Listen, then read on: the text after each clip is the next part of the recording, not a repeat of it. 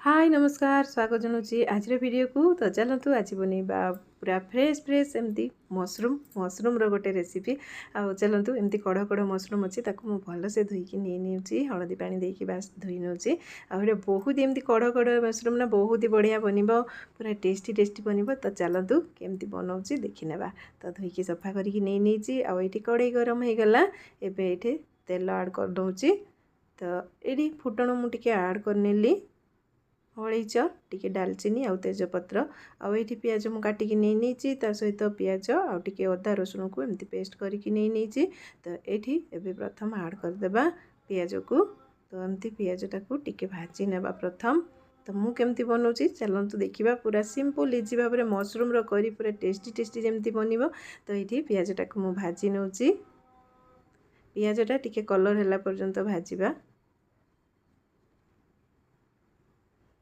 तो ये पियाज आमर बढ़िया भाव में भाजी टी कलर आसी जाइए आम बटा मसला टाक आड करवा। तो बटा मसला आमर अदा रसुण पियाज बास मु आड करनेली आकु भी टिके समय पियाज रे भाजिबा।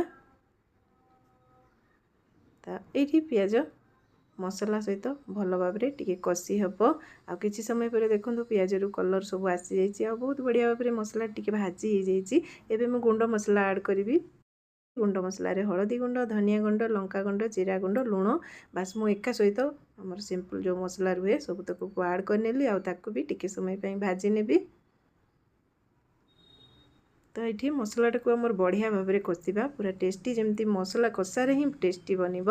तो ये बास मसलाटा को मु किसी समय पर एमती कषि नौची।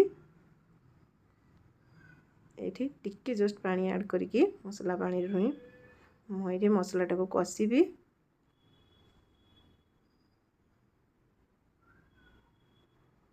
तो बढ़िया भाव में मसला जदि कषि हम ना बढ़िया मशरूम करी बनब। तो एमती मसला कषा बढ़िया से बनब जमती कि टेस्टी बनब। तो ये टिके समय पर एमती कषि नौली सहित एबे टिके चिकेन मसला मु आड कर आपण मैंने भी मशरूम रे बनैला बेलू चिकेन मसला कि मटन मसला टिके आड करने बहुत बढ़िया टेस्ट आसीबो।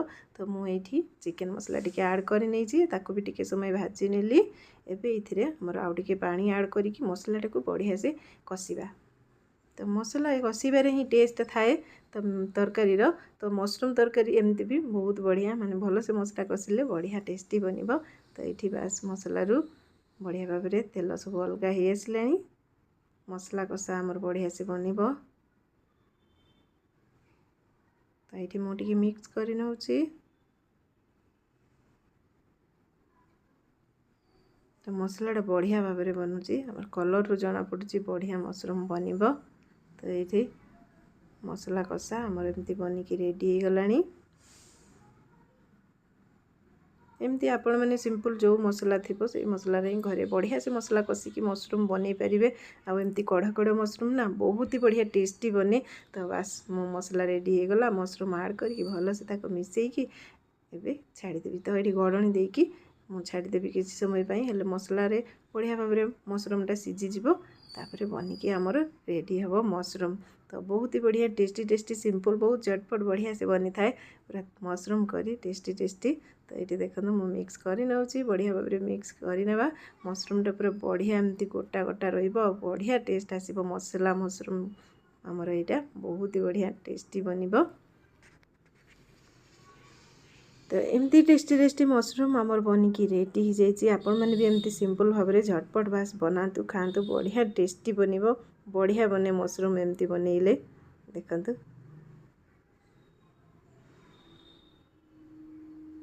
तो यहाँ कषा कषा आपण मैंने एमती चाहिए भी खाई पारे आ पानी देकी आउ टिके झोल झोल बनई पारे। तो झोल झोल बनइले भी बढ़िया लगे।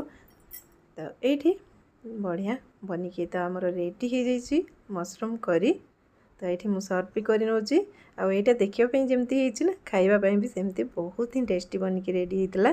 तो बढ़िया बढ़िया मशरूम पूरा गोटा गोटा एमती रही मशरूम कषा टाइप रहा बनिकी आमर रेडी। बास आपण मैंने भी एमती सिंपल भाव में पूरा झटपट बनातु बेसी झंझट नहीं मशरूम करी बहुत ही बढ़िया बनब पूरा टेस्टी टेस्टी बनब। तो आपण मैंने भी बनिकी खाई पारे आउ एमती सिंपल सिंपल वीडियो आपण मैंने देखापी आहरी निहाती पाइबे। तो आपण मैंने वीडियो भल लगुले निहाती लाइक शेयर आउ सब्सक्राइब करनियंतु। एमती सिंपल सिंपल रेसिपी निहाती देखिबा पई पाइबे।